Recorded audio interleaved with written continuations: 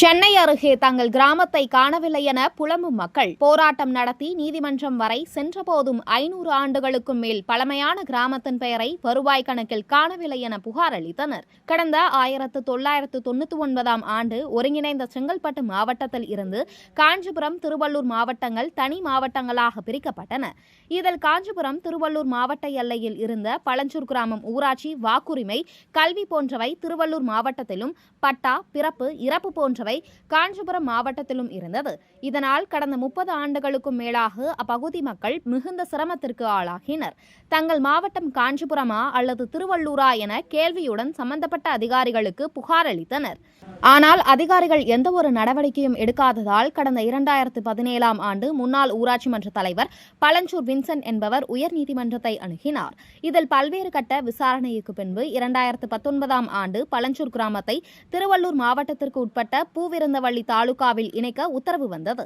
நீதிமன்ற உத்தரவையும் அதிகாரிகள் காற்றில் பறக்கவிட்டனர். இதனால் மீண்டும் வின்சென்ட் 2022ஆம் ஆண்டு நீதிமன்ற அவமதிப்பு வழக்கை தொடர்ந்தார். இதில் உடனடியாக பழஞ்சூர் கிராமத்தை திருவள்ளூர் மாவட்டத்துடன் இணைக்க வேண்டும் என நீதிமன்றம் உத்தரவு பிறப்பித்தது. இதையடுத்து கடந்த 2022ஆம் ஆண்டு பழஞ்சூர் கிராமம் திருவள்ளூர் மாவட்டம் பூவிருந்தவள்ளி இணைக்கப்பட்ட அரசாணை வெளியிடப்பட்டது.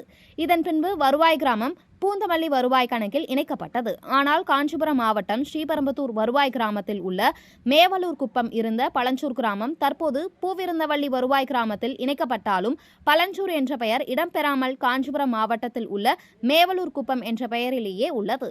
இது அப்பகுதி மக்களிடையே பெரும் அதிர்ச்சியை ஏற்படுத்தியுள்ளது. காஞ்சிபுரம் மாவட்டத்தில் உள்ள ஊரின் பெயரில் திருவள்ளூர் மாவட்டம் பூவிருந்தவள்ளி வருவாய் கணக்கில் மேவலூர் குப்பம் என்று உள்ளது. இதனை மாற்ற வேண்டும் என கோரிக்கை எழுந்தது.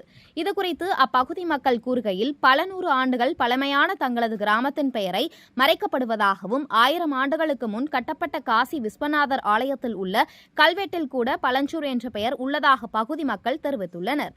உடனடியாக பழஞ்சூர் கிராமத்தை பூந்தமல்லி வருவாய் கணக்கில் பதிவேற்றம் செய்ய வேண்டும் என்றும் தங்களது ஊரின் பெயர் வரவில்லை என்றால் பூந்தமல்லி வட்டாட்சியர் அலுவலகத்தை முற்றுகையிட்டு போராட்டத்தில் ஈடுபட உள்ளதாகவும் அவர்கள் தெரிவித்துள்ளனர்.